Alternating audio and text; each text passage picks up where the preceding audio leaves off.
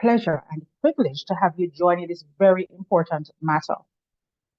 I have with me, who will be sharing this stage, Fitzroy White, and you'll hear more about him in a little bit, Kenneth Morrison, and you'll also hear a little bit more about him. And of course, we have John Meeks. Coupled with those gentlemen, we have our local company here in Jamaica, Isratech, who is also a sponsor, and Cheviel Natural. And you'll be hearing a little bit more about what it is that they have to offer in this area as we go throughout the afternoon. Again, welcome everyone. God's richest blessings to you, and let us make this webinar a very special one. Now, as we go throughout the afternoon, if you have any questions, any comments, feedback, don't be afraid to share them in the chat. At the end of each section, we will be providing 4 persons questions to be responded to be answered. And so as you journey with us through the afternoon, we're inviting you to make sure you make the very best of this opportunity. Some persons during this time, would have, over the past 4 years, certainly, would have paid top dollars to hear from the persons who we have on our guest list this afternoon, or facilitators or presenters.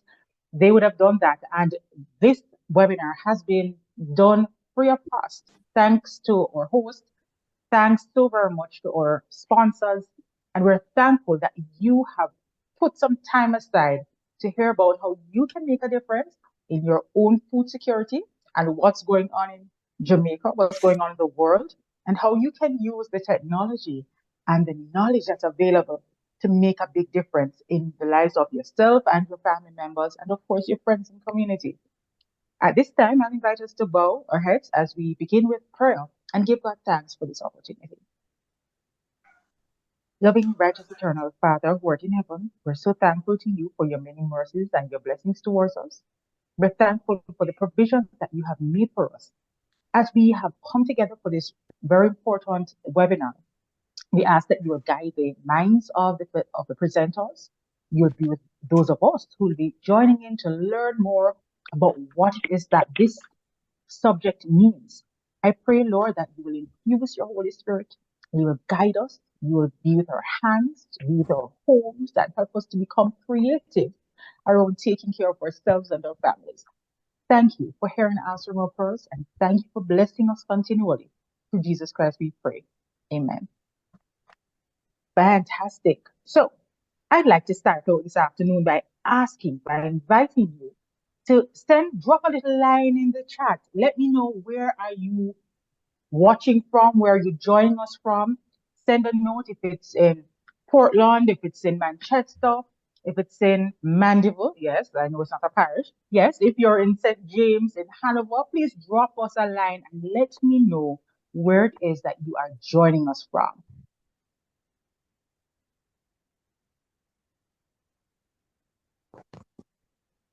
Yes, in the chat. Yes, the chats are running. All right, so I'm seeing Westmoreland, Kingston, hey, Portland, Montego Bay, Old Harbor, Westmoreland, Southfield, St. Elizabeth, St. Catherine, Kingston. Wow, St. Catherine, St. Anne, Hanover.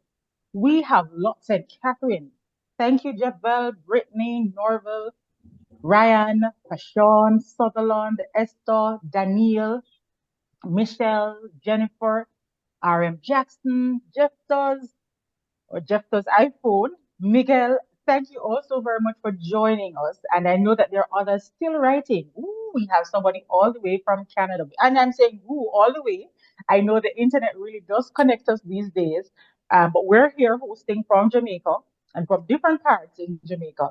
So we're happy that those who are here in Jamaica and those overseas, from wherever you're joining us, that you have been able to come on. Remember I indicated earlier, at the end of each of the presentations, we will allow for some questions. We might not be able to capture everything, but I invite you to write them in the chat, because the questions that we're not able to cover immediately following our presentation, we will be able to take them at the end of the seminar. All right. So again, acknowledgements to our sponsor, Cheviel Naturals, as well as Isratech Jamaica, and of course, special acknowledgement to our host this afternoon, Mr. Hanif Morrison. I'm sure we're going to get right into it because we have a lot of ground to cover.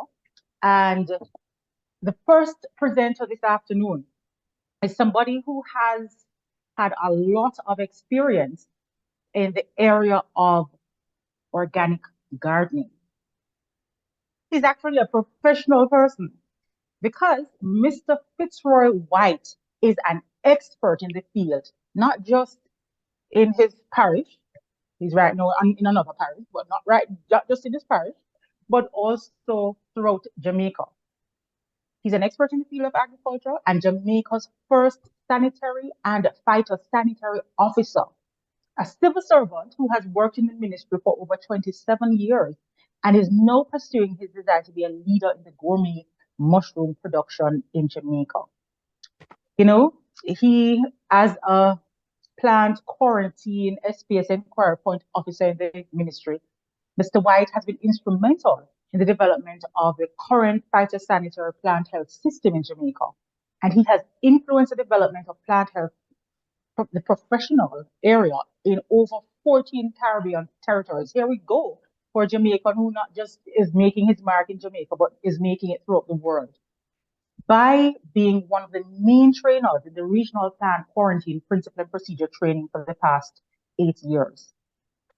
He was trained right here in Jamaica at the College of Agriculture in Portland. And he joined the government ministry a long time ago. As I told you, he has over 20 odd years of experience. He served on different committees relating directly and indirectly to plant health, including Jamaica's National Agriculture Health and Food Safety Committee, a very important person, and the Regional Technical Working Group on Emergency Response Preparedness Plans and Mechanisms for Response. During his career, he sharpened his skill with training from the Alabama Agricultural and Mechanical University and the University of the West Indies, where he earned postgraduate diploma in agriculture and rural development. He brings a wealth of knowledge and passion to our webinar and cannot wait to share what he has learned over his 30-odd years in the agricultural sector with us this afternoon. Please help me make welcome and thank him for choosing to share with us this afternoon, Mr. Fitzroy White. Thank you very much, Simone.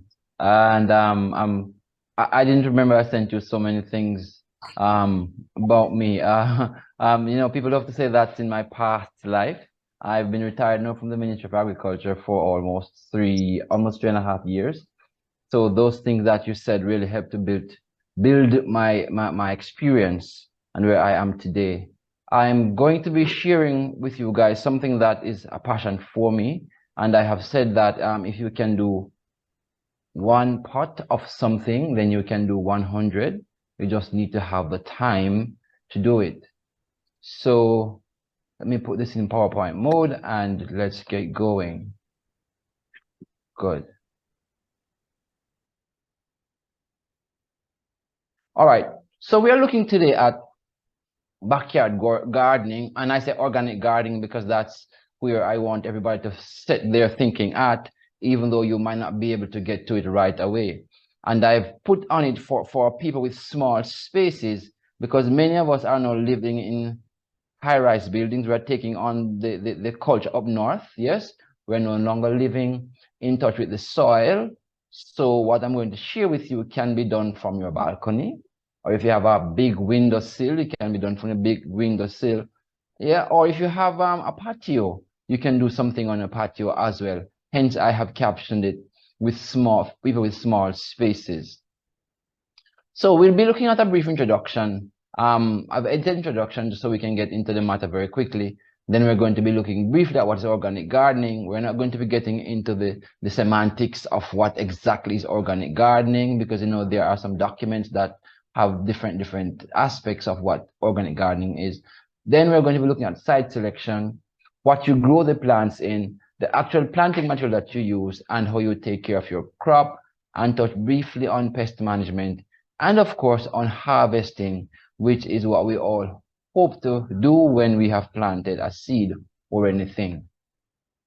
So This practical presentation is designed for health-conscious persons who have recognized the need to supplement their fruits and vegetable needs by growing a portion of their food in a simple home garden. And I say a portion of your food because, we don't have the time or the space to have a half an acre or even a quarter acre. So you can grow a portion of your food or one plant or two plant. I mean, some peas and beans, some vegetables, or even a fruit tree, like a plum tree that will produce seasonally or annually. And that will help to cut down on your expenses in going to the supermarket. And of course, getting the thing as fresh as possible, which is the best way to get it. So what I want to think of now is what is the end of this presentation? What's the end of this entire seminar really? What I have on screen here is called a square foot garden. If you notice, it's a big box divided into smaller boxes, and each box is a plant. Okay, so it could, right here we're looking at sweet peppers. It could be 3 boxes could have peppers, 3 boxes could have callaloo, 3 boxes could have cucumbers, or 3 boxes could have carrots. It all depends on how you want to do your gardening. Yeah, point is you can have a square foot garden of any size, and you could have different thing in each square of the garden. And note the size of the square because plants need space to grow properly. Okay, also I want to look at what I have here in my garden, and this is just a snapshot of what I know. Yeah, so here we have half a bucket, and we have bags, and we have a reused bathtub. Okay, so from the get-go, I'm showing you that it can be done with whatever you have at your disposal. Okay, that can fit in your space. So organic gardening really is a farming system that is ecologically friendly.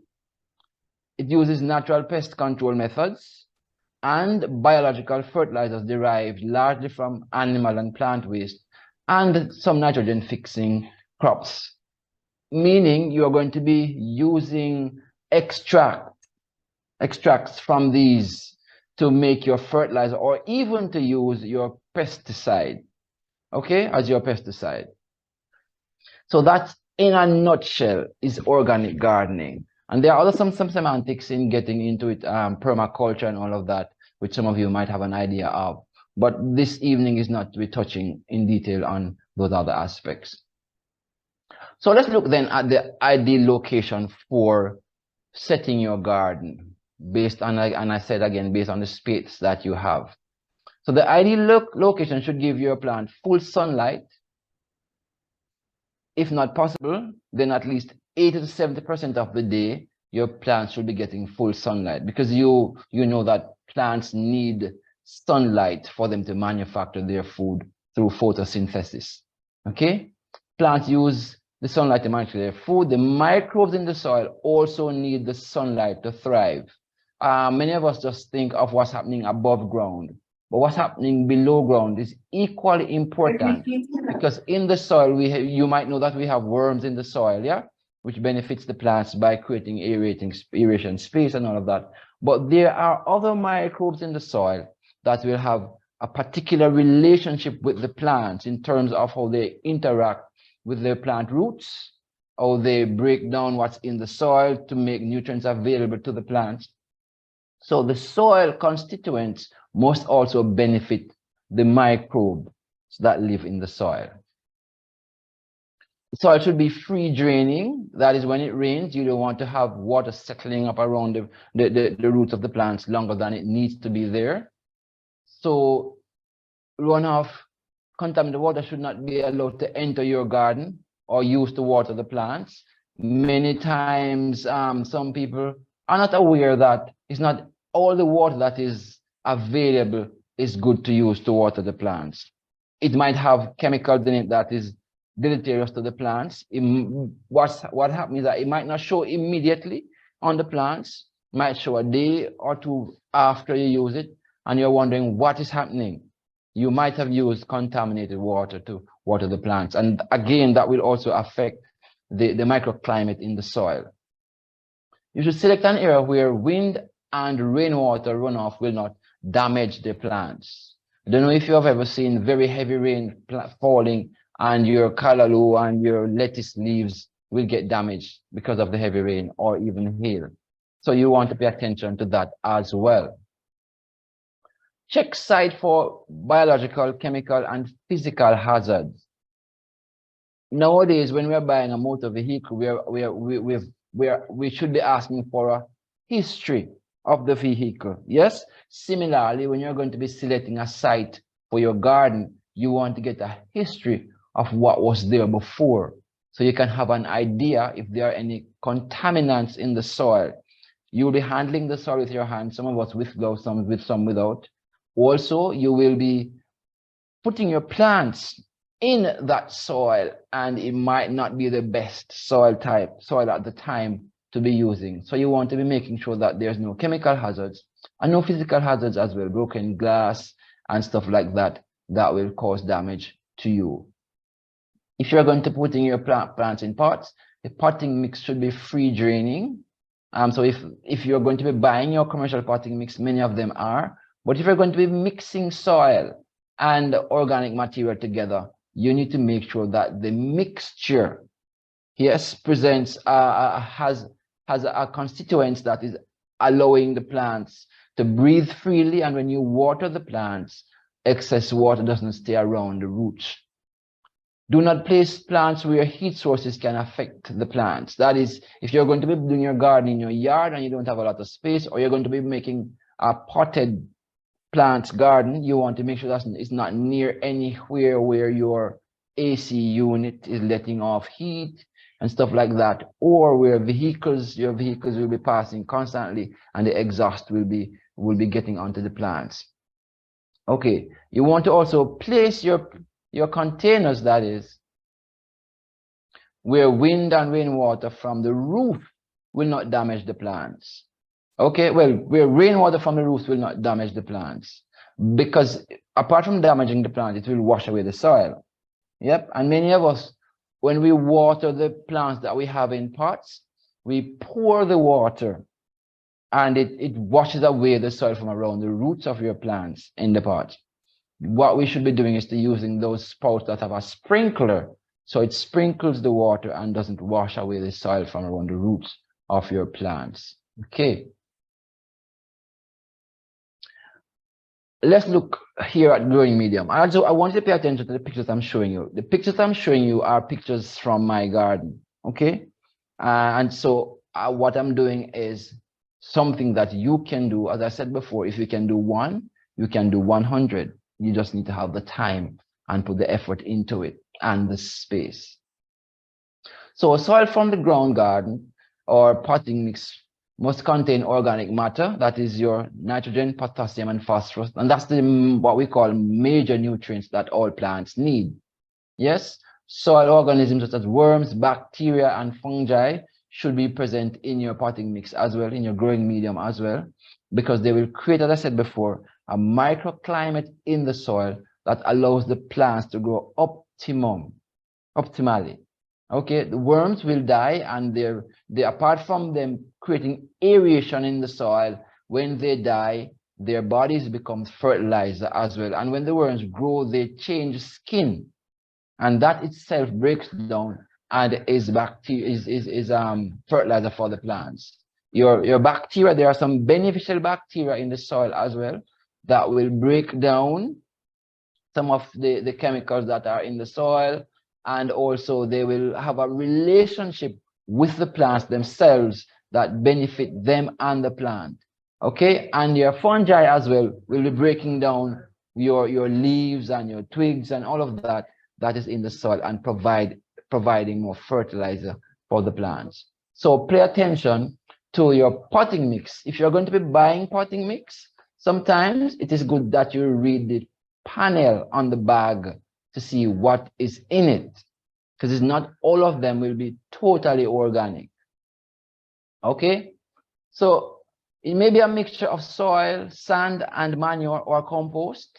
And that itself should give you something that is nice and loamy, not clay. If it's clay, when you clump it together, it sticks together like the clay that they will use to make the pots and stuff like that.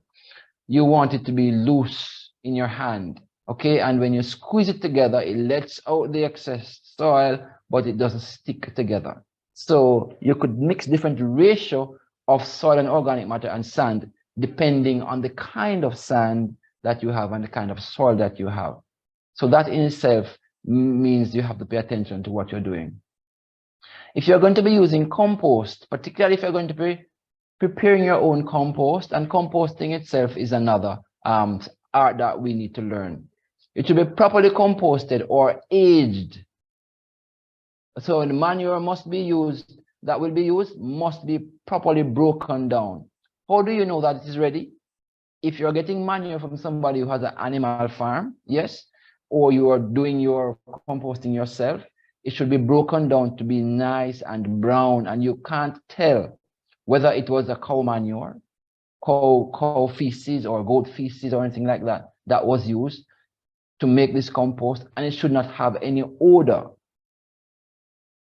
When that happens, you know that it is properly composted and ready to be used.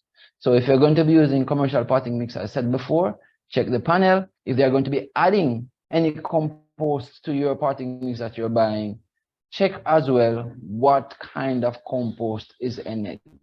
Because it's not, let's say not all commercial composts are equal. Okay? Your growing medium should not be compacted. That is, you don't want to be putting your plants somewhere where you're walking every day, or if you have animals, pets, where they are trampling the soil and making it hard rather than so it needs to remain nice and loose so the water can pass through it easily, and not somewhere where you're walking or driving regularly. That creates a whole nother set of problems for the plants and for the microclimate that is in the soil itself. Not to be used multiple times without revitalizing. What I'm saying here, if you're planting on the same spot or in the same pot, season after season, the nutrients or the plant food is going to be depleted. Hence, you need to revitalize it. That is, add nutrients to the soil so that the plants that you're going to be putting in there after the you reap can get enough fertilizer, enough plant nutrients. And plants feed differently. Yes, some feed at a lower depth in the soil than other plants. That again, we need to learn to know how we should be preparing the soil and how we should be, as I said, revitalizing the soil as we continue planting, if you have to be planting on the same spot over and over. Let's look now briefly at planting material. Planting material could be seeds that you buy from the store, yeah, or it could be seeds that you set yourself, or it could be plantlets or seedlings that you get from RADA or some other place, nursery, that provides the planting material that you really want. What you should do is to make sure that the planting material itself, or if they're getting seedlings, they should be looking healthy and strong, not leaned over, yes, not having spots on the leaves, and also the leaves not looking water soaked or yellowish. All right, so you want to pay attention to what you're buying so you're getting quality seedlings. If you're going to be setting seeds yourself, you want to make sure that the seeds that you are planting to transplant are not overgrown. When your seedlings are overgrown, that is, they topple over. Many times when you go to buy seedlings from some of the nurseries, they have them such a long time that they grow to a certain height and then they start to lean over. Now, when you take those to transplant, the seedlings themselves are too tall already to be transplanting. Yes? So you have to make sure that you catch them at the right time when they are upright and looking healthy and strong. All right, so what you can do is do your own seedlings. Like this bucket that I have here is a bucket with seedlings for lettuce. Yeah, and if you notice, it is not heavily crowded where they are pushing against each other. At this stage, they are ready to be transplanted when they have 3 or 4 leaves, yeah, and they are not too tall and falling over. You can also use cuttings. If you're going to be using cuttings, look at the plant that you're taking the cuttings from. And if you like that plant and you may perfect the art over time of taking cuttings and setting them yourself. For example, did you know that callaloo can be planted from the stem of the callaloo that you buy from the farmer down the road or even from the store? Yes, you can do that. And by doing so, you can always have a callaloo plant going. There's also the method of budding, which takes a little more doing, and over time you get more adept at it. You often would buy your budded mango tree or your budded orange tree from a nursery. Make sure that it is the plant that you really want, and if you need to examine sometimes where the bud makes the union with the stock, with the rootstock, to make sure that when it is growing, yeah, it will hold when it starts getting heavier and heavier. Okay, so those are 3 ways you can get your planting material. So you seed yourself, make the cuttings yourself, or if you're going to be doing fruit trees, you can do budding or grafting. That in itself is another area that we will have to talk about another time. Okay, for direct seeding, bigger seeds like corn, peas, and beans, and pumpkins can be planted directly in the pot or directly in the soil in your square foot garden. Yeah, but smaller seeds such as cilantro and carrots, those you will sow those seeds and then thin them out to allow what you want, the amount that can be easily grown in the space, to remain, or you can take some out and transplant them other places. For carrots, though, we really don't take those to transplant. So the point is you can plant the bigger seeds directly where you want to have the plant growing. For the smaller seeds, you will sow them in the area and then thin them out when they have enough leaves and can then be transplanted if you want to try that. If you're going to be buying packets of seeds from the store, please pay attention to the packed for date and the sell by date. Packed for 2015 means that at the end of 2015, those particular seeds would not be as viable as they were, say, in March 2015. Okay, so if you're going to be buying packets, look for that particular date on it, and you want to get those seeds before, this is saying October 2015, sell by October 2015. Okay, because over time they would have known that the viability of that particular seed would have been lessened by time. So you don't want to be spending time preparing your soil, preparing your pots, and then you sow the seeds and you get maybe 10% of them growing because you did not know to pay attention to the sell by date and the packed for date. There's one way of doing seeds is allowing one of your plants to grow to the point where it produces seed, and then you can reap those seeds and use them again. If you do that, note that you might not be able to get those seeds being viable if you keep them for too long either, particularly if they were not packaged and stored properly. Okay, so it's very important that you pay attention to the dates on the seed packets. So planting material should be disease-free and without deformity. Some seeds can carry virus, so you might plant your seeds and depending on where you got them from, they might not be totally free from disease. And when they start growing, you might see manifestation of disease on them, and you start wondering what happened. It may be that the seeds that you got were infested with virus. Some seeds do carry virus on them.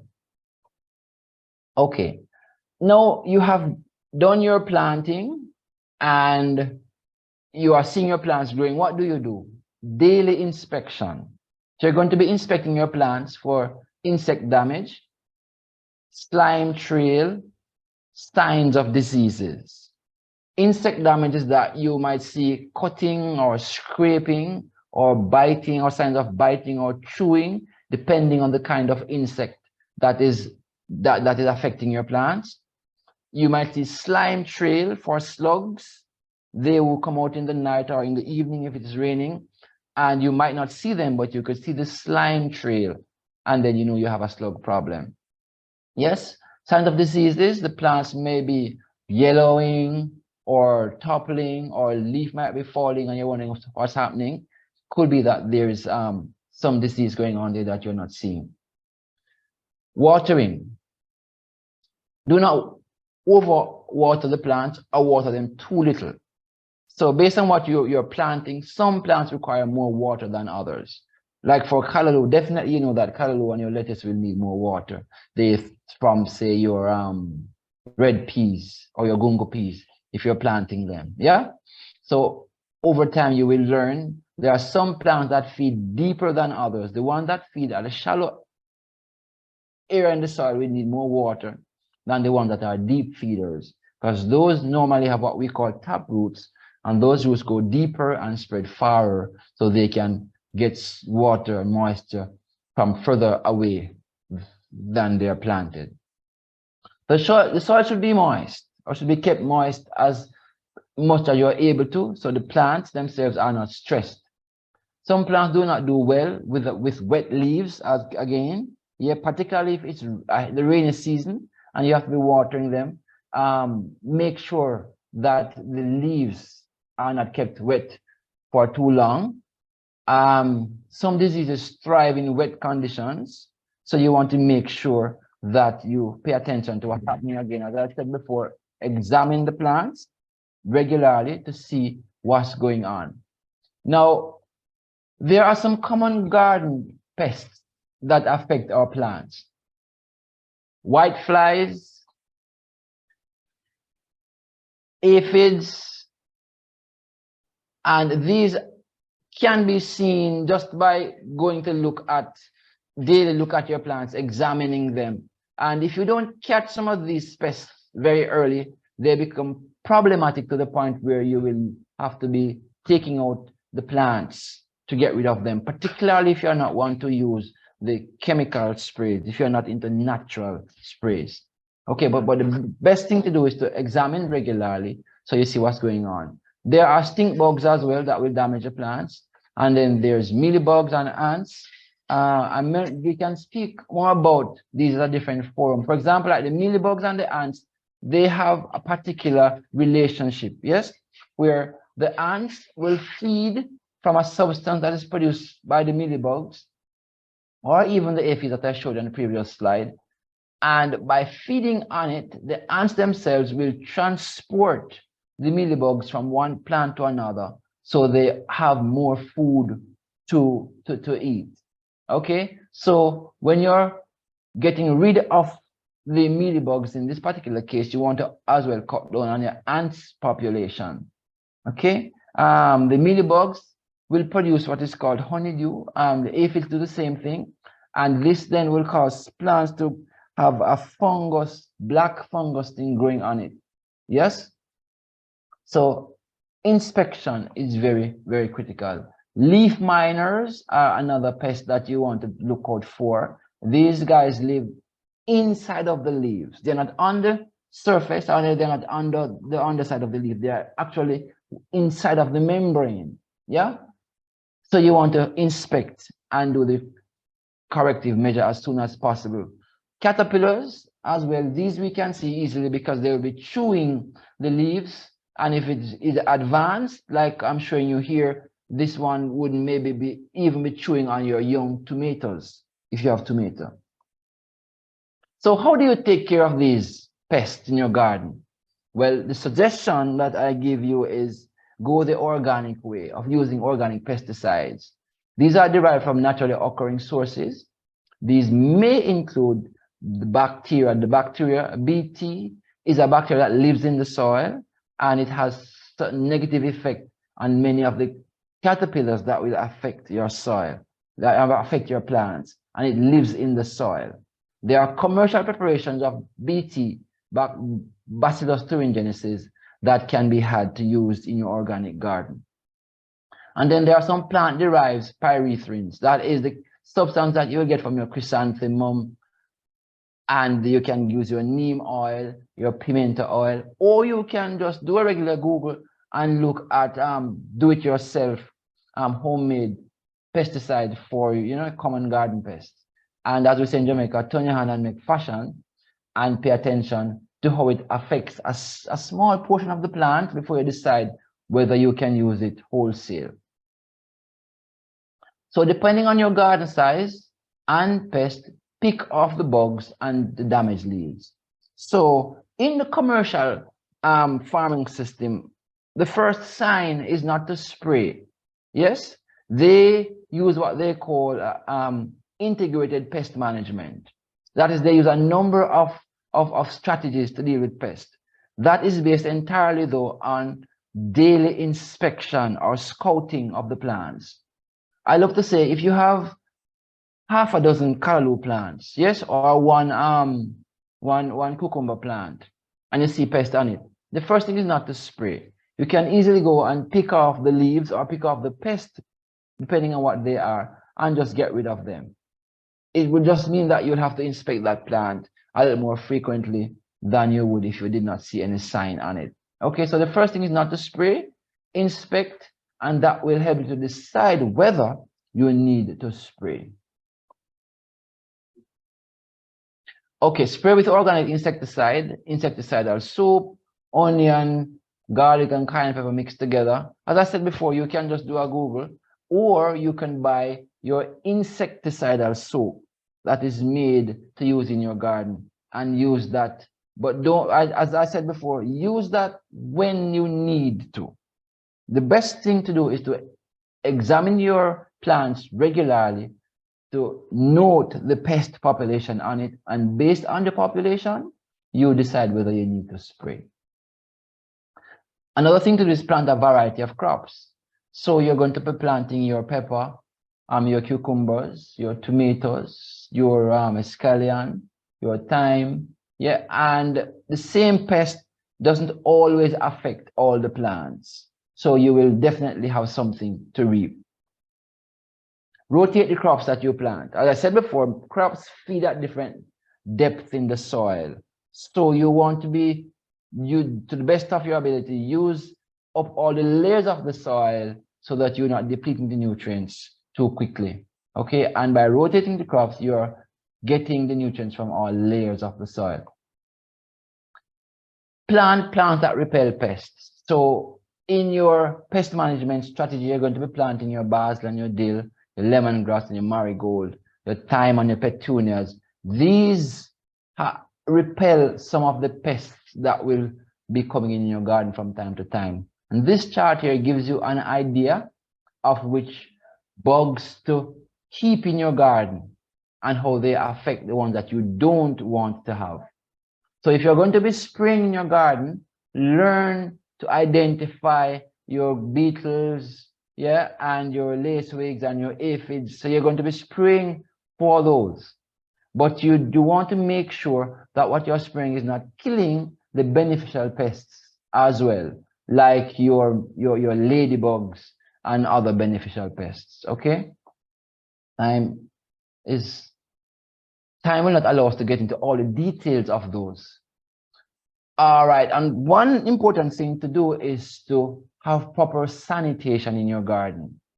Because if you're pruning diseased leaves, yes, or you're just cleaning up your garden, you want to make sure to get rid of what you're cutting. If you're going to be using tools to prune, your knives or your scissors or your secateurs, you want to make sure that those are clean. So you're not using a tool from a diseased plant on a plant that is nice and healthy. You might be transferring the disease from one plant to another. So your pruning tools should be clean. plants from disease plots should not be used, should not be planted in your garden. So some of us love to take a plant from our neighbor or auntie or uncle in the country and bring it to your garden. Make sure they're not carrying diseases and pests into your garden from other places. Apply proper composting or organic manure. I believe we might need to do a session sometime on composting. Yeah. But in adding nutrients to the soil, you want to make sure that you are adding proper composted manure, as I said before. You can apply compost tea, that is using the compost from your garden or somewhere that you get to make a tea that you can use to water the plants or sprinkle on the leaves. You can apply additional nutrients by using eggshells or seaweed or lime to add calcium to the garden. If your plant is showing a lack of calcium, you can use magnesium sulfate or your regular Epsom salt to water some of the plants as well. Compost is a technique all by itself. Compost is really, or some people call it manure, but compost is organic material that can be added to the soil that helps the plants to grow. It provides nutrients, the nitrogen, potassium, and phosphorus, and some minor nutrients as well that your plants need. And you can use all your kitchen waste, organic kitchen waste, not your meat and your bones though. You can use the plant waste to make a compost. And when that is properly broken down, you use that to put on your plants. Harvesting is what we all long for. Some quick maturing vegetable crops in your garden may be ready to harvest about 2 months. Some like arugula, lettuce, scallion, and radish may be ready in 30 days, depending on the variety. And then there is some that we call cut and come again. Cut and come again is that you can reap the leaves from the outer skirts of your lettuce, or you can reap some of your scallion leaves, and what remains there will continue to grow. Okay? You want to harvest your crops as close to possible time when you want to use them. So if they're in your garden, you don't need to harvest all of them and put them down. You take them when you're ready for them. Okay? There are some quick maturing vegetable crops that may be ready in about 2 months, I said that before, and some may be ready earlier. So what I'm going to show you now is just an idea to put in your mind of what you can do. You have the square foot garden. You have what we call your Dutch buckets that you can use. You have your bathtubs and your pots and your bags. You can go a little higher by getting your old water tanks and cut them in the middle and use them as your garden. You can use your pots and your old water bottles, the 1 gallon water bottles, as you see here with the lettuce in it. Or you can go a little more technical, and Hanif will get into the hydroponics aspect of it. What I wanted to see here are the bottles that I have right here, and behind me is a bathtub with celery. This has had the celery in there for over a year. Okay, so it means just repurposing what you have and use them to the best of your ability. This here is a part of my tower garden with peppers growing in the top of the pipe there and strawberries growing in the water bottles here again. Okay, and this is my square foot garden when it is completely grown out. You can't see these different boxes on the ground that are there for each square foot, but you will note that there are a variety of plants growing in the square foot garden here. Thank you very much for listening. And I think I went over a little bit. So as I said before, I can take some questions. What I'm going to ask you to do is maybe just post your questions in the chat and I will answer them at the end. Thank you very much.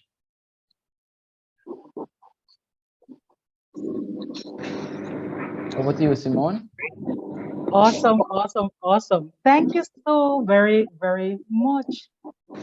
Thank you. I mean, the information was just coming at me, but guess what? I could relate because I dabble in a little, well, my mother dabbles in a little backyard gardening and I help her to water it when her hands are not strong enough to do the watering. So that's my claim to fame as it relates to organic gardening this afternoon. It was a great presentation and from the feedback in the chat, Persons have enjoyed it. They were engaged. Thank you so very much, Fitzroy White. We certainly have benefited from what you shared. So one of the questions that I saw earlier up in the post had to do with the best time to plant corn. As a question from Michelle. So if you can probably just take a minute, Fitzroy, to just answer her on that. But see, what I love to say now is to use the climatic condition is so much varied nowadays that it depends on where you are. You have to pay attention to when it rains now in wherever you are living. Yes, to make the best decision, because they will need a fair amount of water. Yes, when they are growing. So, and of course, you want to pay attention to the day length as well. So it all depends on where you are, if you're in Jamaica, or even which parish you're in, when is the best time to plant corn. I know we're having a influx of what we call army worm. Yes, pests that will be damaging your corn as well. So it may need a little more than just general answer. All right. Okay. All right, lovely. Thank you. Thank you so very much. I have one other question, and I'll just take this question and another one that I have right here. Ryan says, I have heard that some seeds that you will buy from the store, you're not able to reproduce more seeds from them. Can you shed some light on that? Okay, all right.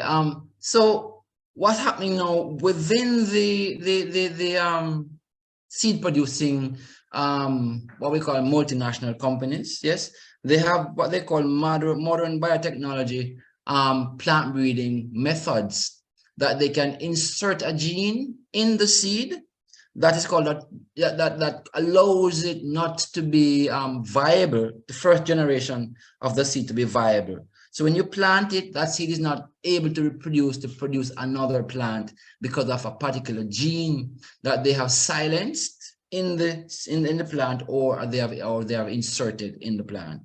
Indeed. So that's just the way things are going nowadays. Yeah.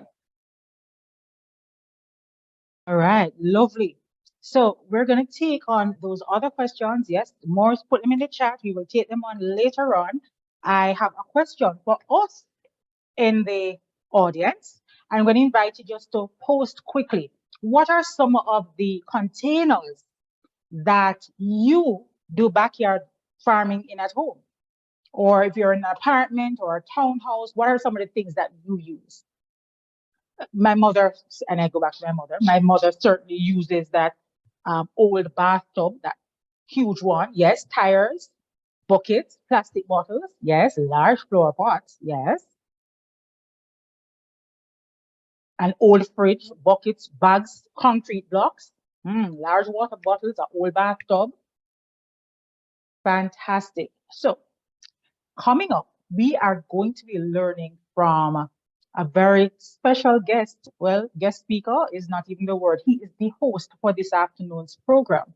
But he did invite me to ask you one question, aside from the one I just asked you to type in the chat, the answers to in the chat, one question that will allow you to get a lovely prize from him this afternoon. I don't know, Hanif, if you want me to go ahead and ask the question. So here goes. And then he will tell us what the prize is. Okay, here's a question. Are you ready for the question? Yes. When buying store-packed seeds or seeds in packages, what are two things that you must pay attention to? And I'm going to take the first answer from the chat. When buying store-packed seeds